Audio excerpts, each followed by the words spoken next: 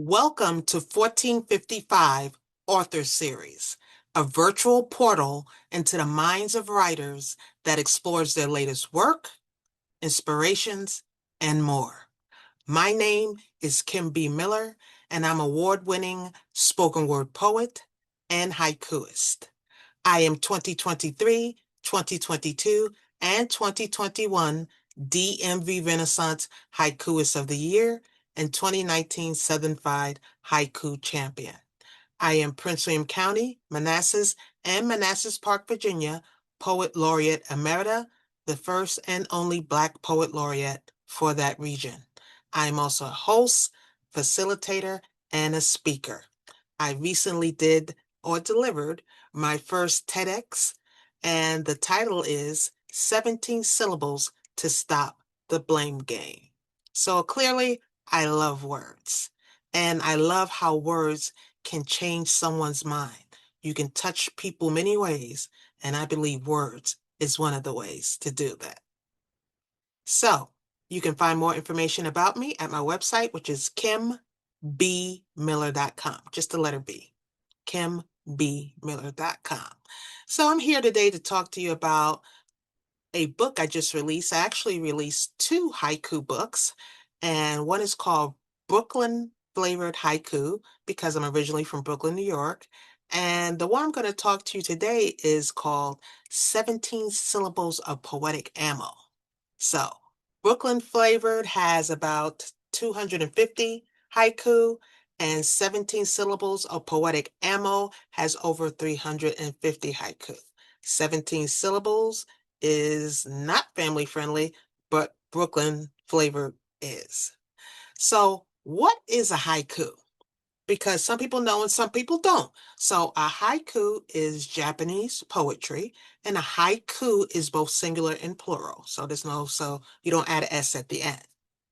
And traditional haiku are only on nature. There definitely is more than one type of haiku, but the most popular one is the 17-syllable haiku, most popular in my opinion. Traditional ones are only on nature. Non-traditional ones are called senryu, and they're supposed to be on human follies. Now, someone way before me decided to make them on any subject. So that's how most performing poets do it at this point. We call them all haiku because we know when you hear it, you can tell if it's only on nature, it's traditional, and if not, it's non-traditional. All of these will be non-traditional haiku, and since this book is nothing but non-traditional haiku, haiku are all the poems I'll be doing for this particular segment. And I hope you enjoy it, and I hope it makes you think.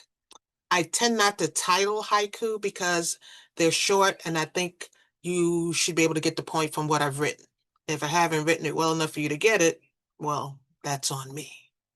Anyway, I start off with the word haiku before each one, just because I like to, not a mandate. Haiku. Someone is waiting for you to fail and give up. Let's keep them waiting. Haiku. It's okay to be scared. Do it anyway. Scared people succeed too. Haiku.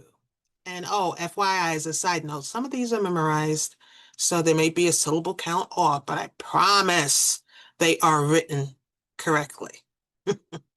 I get that often. Haiku. You focus on a setback while progress is waiting. You ain't done yet.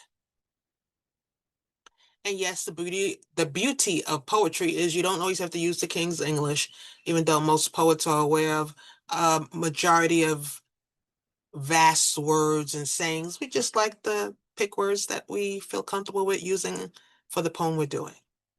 Haiku. A mistake can be a lesson. Don't ignore it. Find the real message. Haiku. My people, stop looking for the help you want and be the help you need. Haiku. Now, again, this particular book contains haiku that are not family friendly. I won't be doing any on this particular reading, but if that's something you're looking for, that's fine. If not, Brooklyn Flavored Haiku. Don't ask permission to be great. You did not ask permission to fail. Let me read that one again. Don't ask permission to be great. You did not ask permission to fail. Haiku. Be who you are, not to impress, but to inspire. Let your greatness drip.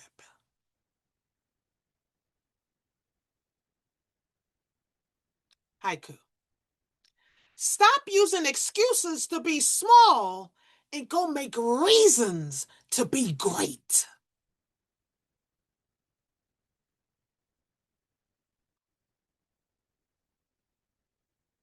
Haiku.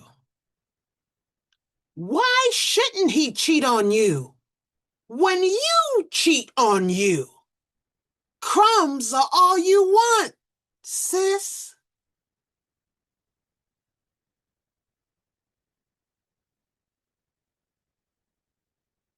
Just saying. Haiku. Stop blaming men for having baggage when you have a storage unit.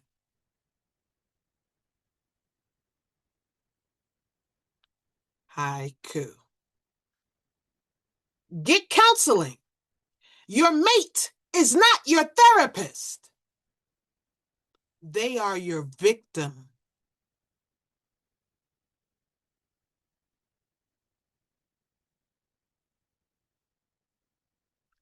Haiku. A man isn't a shield to your insecurities. Your pain ain't his job.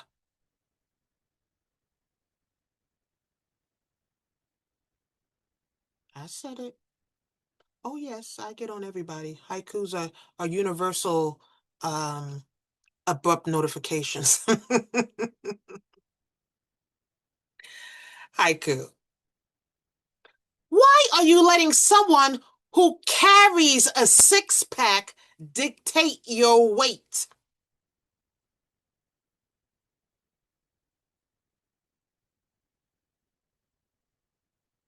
Haiku. It's not too late for you to succeed. It's time you stop blaming him, though.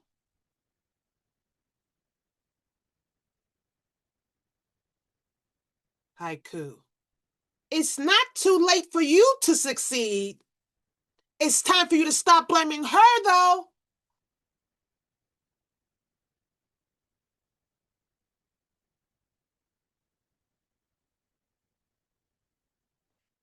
Haiku. You ain't cute for a fill in the stereotype. You're cute, period.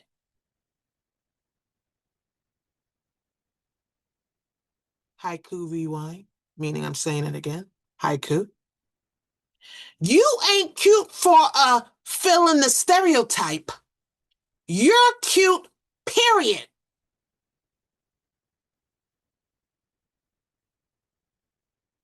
Love those. Haiku. Stop looking for gray sweatpants and look for where he puts his diploma.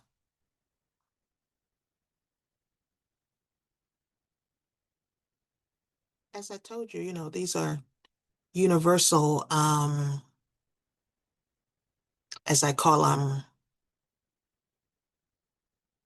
uh, point makers.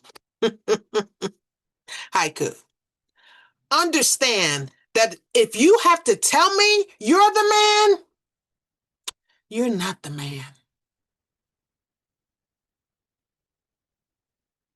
Again, some of these you'll get and some of these you won't get. Don't worry about it though. Haiku. You worry about the thug she's dating when you were her first thug, Dad.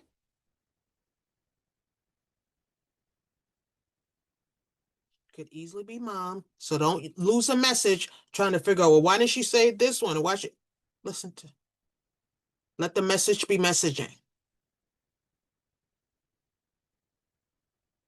Dear King, she's in love, and you can't compete with the fantasy. Can't compete.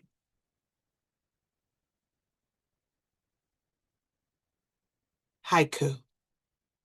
Their doubts are starting to feel like your truth because you absorbed, orphaned fear. Haiku rewind. Their doubts are starting to feel like your truth because you absorbed, orphaned fear.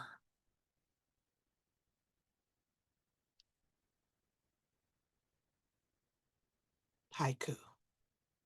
You need to stop giving people the pen and the paper to judge you with.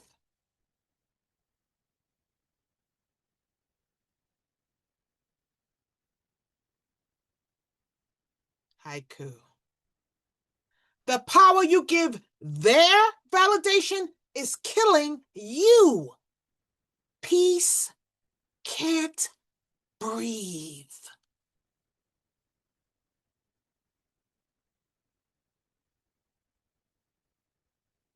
Haiku.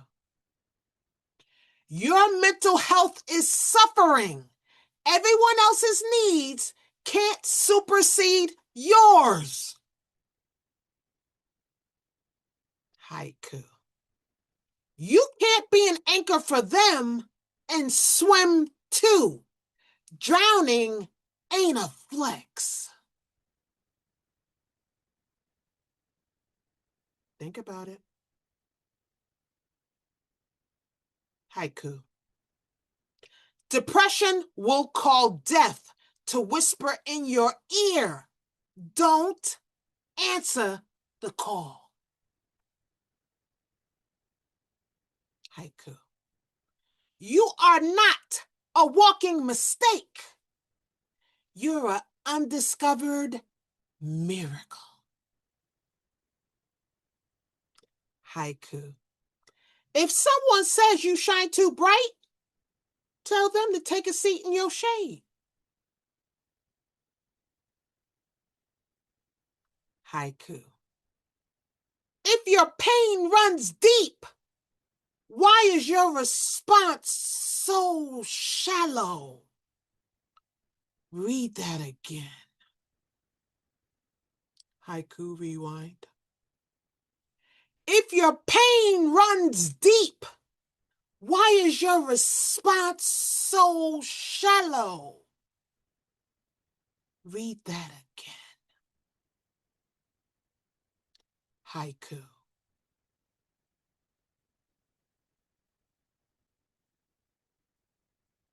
That one always gives me pause. Haiku. Don't ghost the people who give you honest feedback. Drain the yes fountain. Now, I know somebody needs to hear that twice. Don't ghost the people who give you honest feedback. Drain the yes fountain. You know who you are. You know. I'm just saying. Haiku.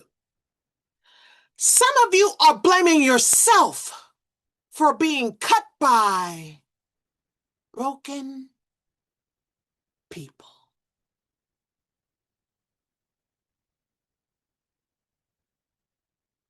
Haiku. So true.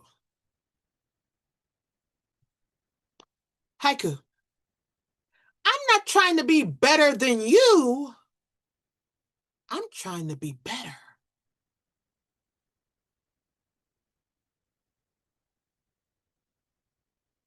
Haiku.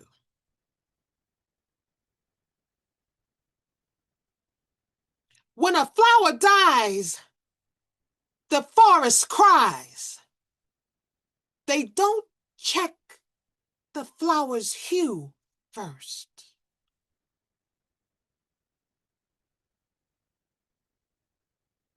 Letting that one breathe a minute. Haiku. Blacks are drunk on compliments about our articulation, tongue slurs.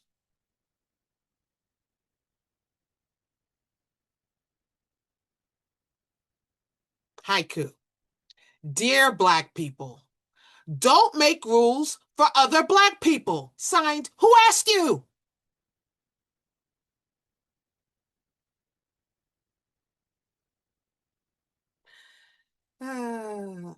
Haiku. You're not a friend, you're an acquaintance used for their mental maintenance. Now, somebody had to say it. Don't get mad at me. Haiku. You're not a people pleaser, you're a pain avoider. Truth can see you. Haiku rewinding. You're not a people pleaser, you're a pain avoider. Truth can see you. Haiku. You tried and failed. You cannot take stupid and make it a profession.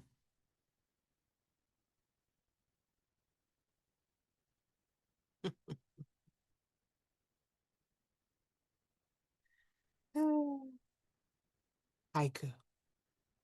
When your thirst outweighs your fears, you'll work on your goals, but you ain't thirsty. Rewinding. When your thirst outweighs your fears, you'll work on your goals, but you ain't thirsty.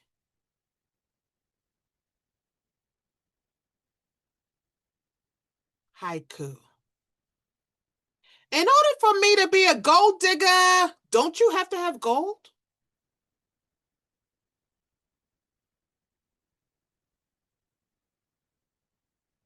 Haiku. Let's be real. You are not an athlete. You're just running from your demons.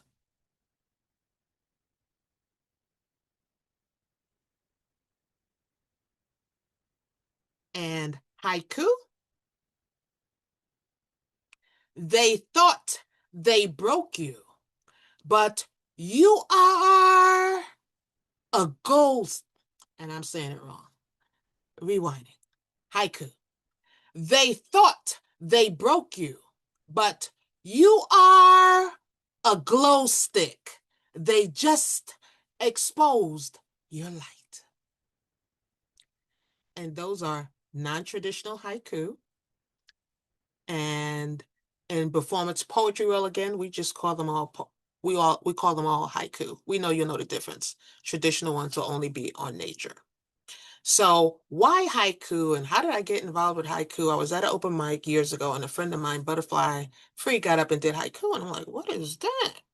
And then I was like, oh, that's interesting. I went home and looked up what they were. And then I said, no, I'm not going to be bothered. I am not being bothered with no haiku. 17 syllables is not enough space to make anything meaningful. So I stopped. I didn't even attempt to write them for a long time. I'm just being honest. I mean, most people know me for them, and the thought that I was never going to do it is probably foreign to a lot of them, but I was not. I just wasn't going to be bothered. But one day I challenged myself and I started writing them, and I've been writing them ever since. And I truly love how powerful and how meaningful they can be. So that's one of the things that gravitated me to them once I feel that I got better at writing them and making them have a powerful meaning in that short period. Because it's not 17 words, it's 17 syllables. And once you become a haikuist, or once you've been, as I call it, once you've been haikued, it's one of those things that you enjoy and you'll be walking on going, "Mhm, mhm." You start counting things out in your head when you're out and sometimes when you're home too. Just trying to figure out, is that a true haiku? How can I make that a haiku? And I still write full poems. I have several poetry books with full poems, but people have been asking me for the haiku books.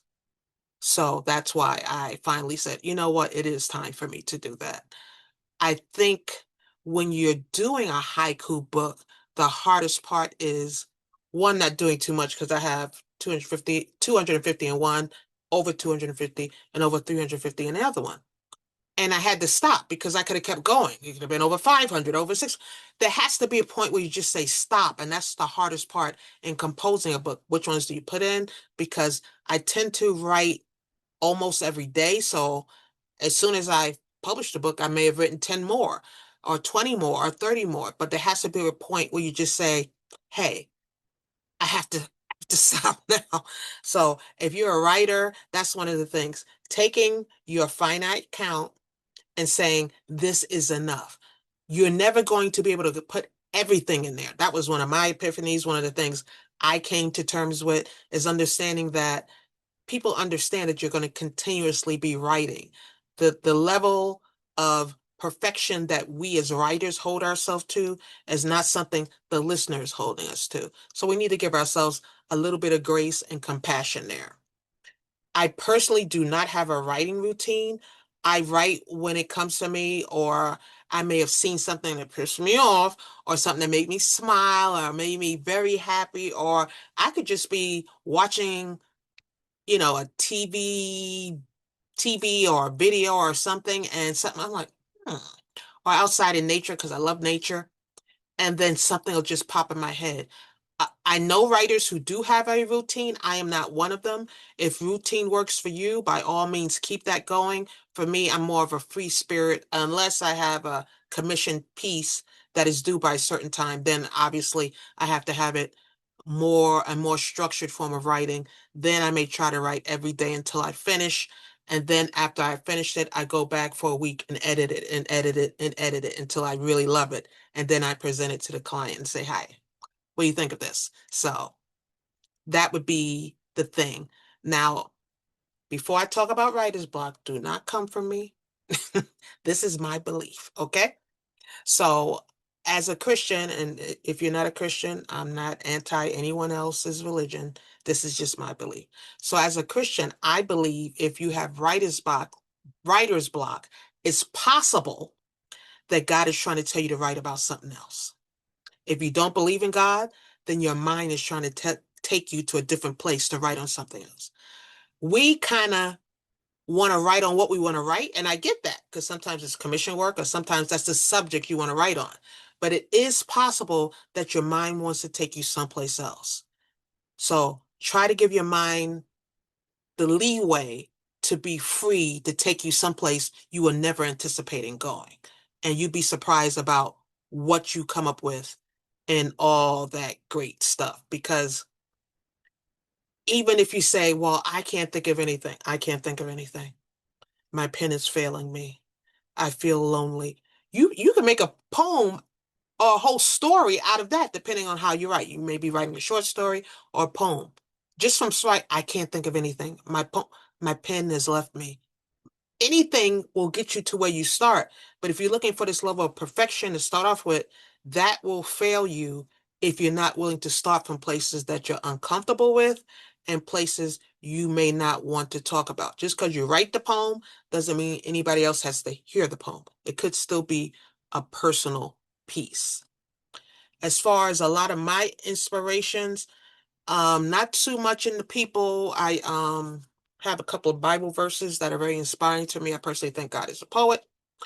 But as far as inspirations or things that I write a lot about, I write a lot about parenting. I had two phenomenal parents, but I know too many people who did not.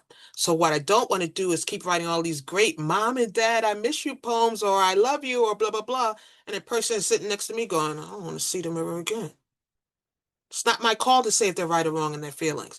It's my call to address their pain in a poem that's realistic. Also, I teach parenting classes, so as you can imagine, I hear different stories and things. My poems are never on what is talked about in parenting class, because what happens in parenting class stays in parenting class. But the feeling that I get, or the, I hate to say, view that I get from hearing some of the things that I hear, and not just there in personal life. I got a lot of friends who did not grow up with great parents. So I write a lot about that. And I find that a lot of them, and I write on the good parents too and the great ones, but I have found that people feel heard, because everybody thinks that, parenting is a subject you don't touch. I have a lot of bad mom poems, even though mom was great, again. And people are like, ah. But there's someone in the audience going, finally, someone hears me. Someone can identify with what I'm going through, and not another rip hip hooray thing. So, my career started just basically just writing. I wasn't into poetry. I was a math head, and math, M-A-T-H, make sure that pronunciation comes off correctly. Love me some math, love numbers, and writing is just a gift from above, and I'm very grateful for it. My career has started from just going to open mics to get to know people, to get comfortable performing in front of people, to being what I call now, which is a person who touches people with words and tries to get people to love words, to love creativity, to love what it is about themselves. And what literary success means to me is when someone hears me, period. You don't have to agree with me. You don't have to like what I said. You hear me. That's powerful, because sometimes you can touch people but with what you say and how you said it. So someone being willing to hear me is truly a gift, because time is one of the few things you cannot get back. The advice I would give to other writers is to write for you. Don't write for the applause or the snaps. Write for you. It is for someone. And don't explain your poem, because people will get the food they need from your words. If you over explain it, you take food back from people, because your explanation will remove what they use to connect to your poem or to your story. So don't explain it. Let the words go. Let them feed people in the way they were supposed to. And that is all that is needed. I get that we write and we're particular about what we write, and we want people to get why we wrote it, but let the food feed the people. Let your words be the ingredients they were meant to be. Thank you so much for hearing me and listening, and I hope I touch somebody someplace, because words matter.